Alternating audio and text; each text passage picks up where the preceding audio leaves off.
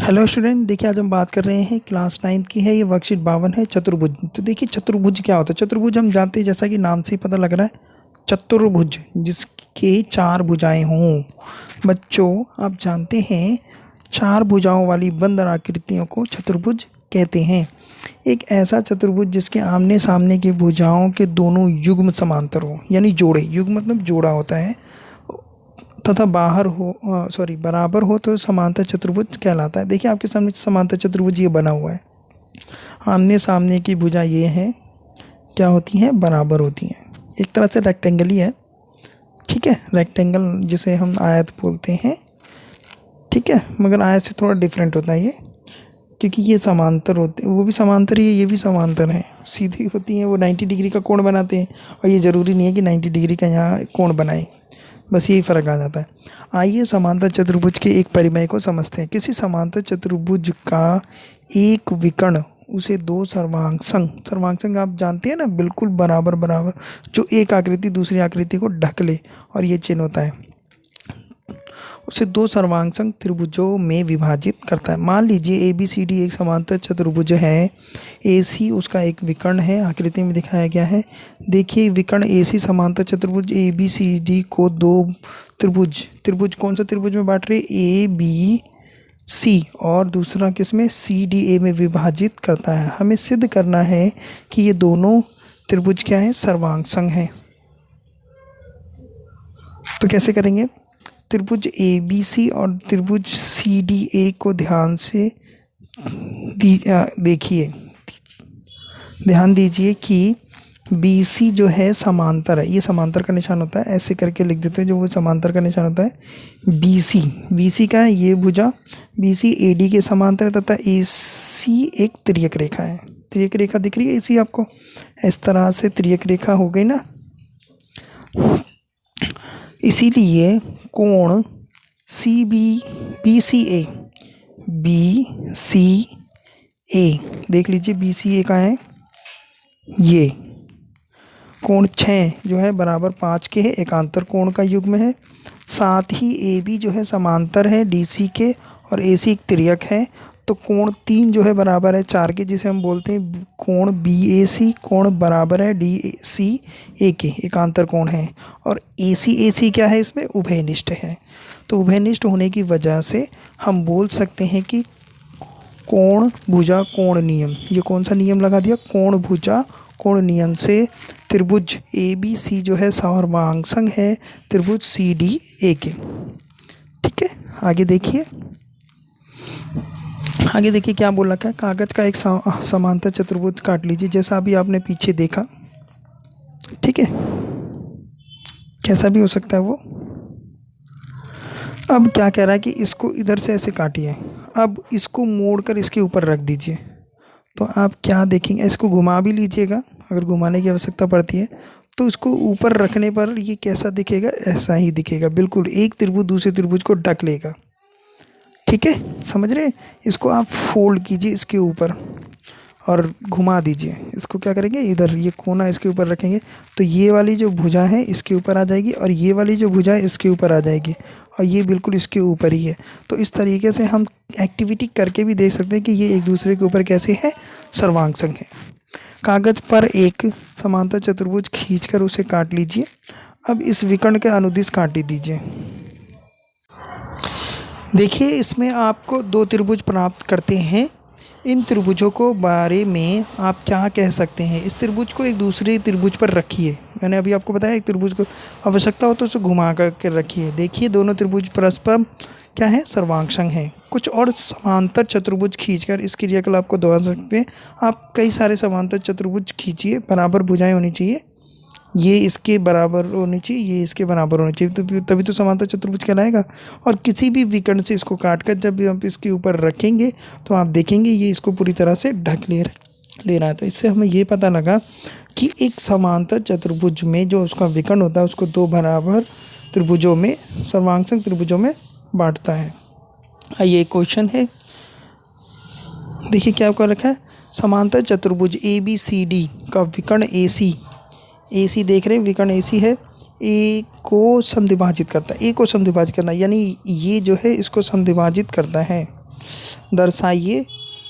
यह कोण सी को भी समद्विभाजित करता है और ए बी सी डी एक समांतर चतुर्भुज है, सॉरी समचतुर्भुज है।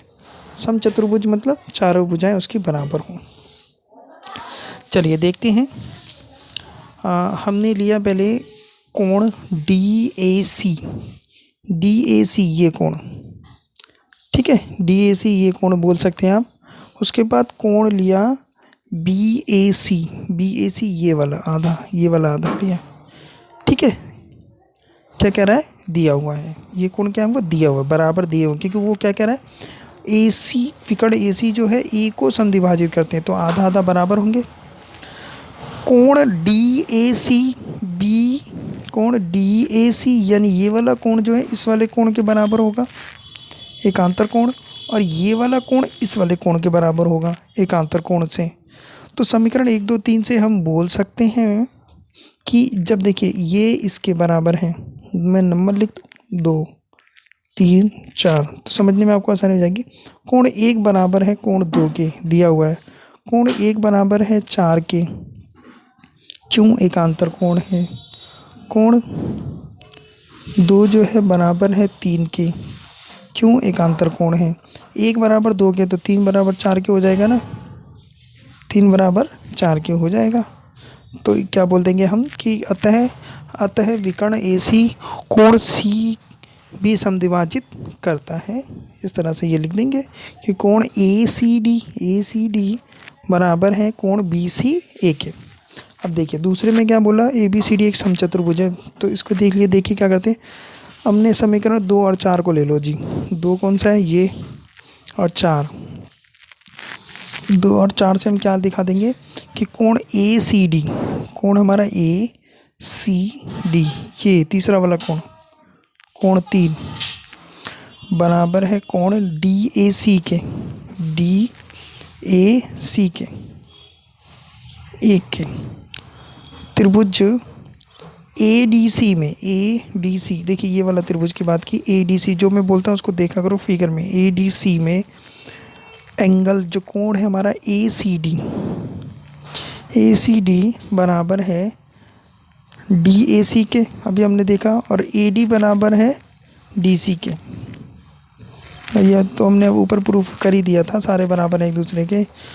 तो ए डी बराबर डी सी, ए डी जो है बराबर होगा डी सी के, क्यों, सम्मुख कोणों का, ये जो कोण, इस कोण के सम्मुख भुजा ये है, और तीसरे वाले कोण के सम्मुख भुजा ये है, ठीक है ना। क्या कहते हैं, किसी त्रिभुज में समान कोण की सम्मुख भुजाएं बराबर होती हैं, ठीक है ना। किसी त्रिभुज में समान कोणों की भुजाएं क्या होती हैं, बराबर होती हैं, ठीक है। वो बात हम यहाँ लिख लेंगे।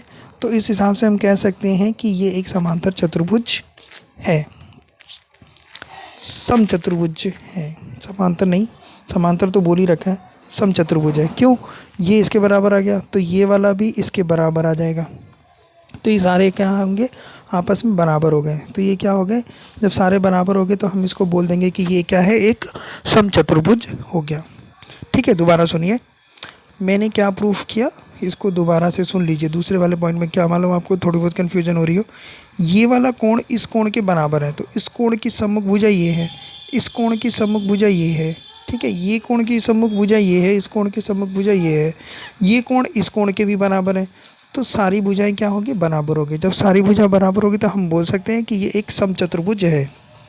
अगला क्वेश्चन देखिए, साइड नियम का प्रयोग करके सिद्ध कीजिए कि समांतर चतुर्भुज के विकर्ण उसे 2 सर्वांगसम त्रिभुजों में विभाजित करते हैं। अभी हमने पीछे पढ़ा था, पर वहाँ हमने कोण के 2 जरिए किया था, यहाँ थोड़ा सा इसको वो कर लेते हैं।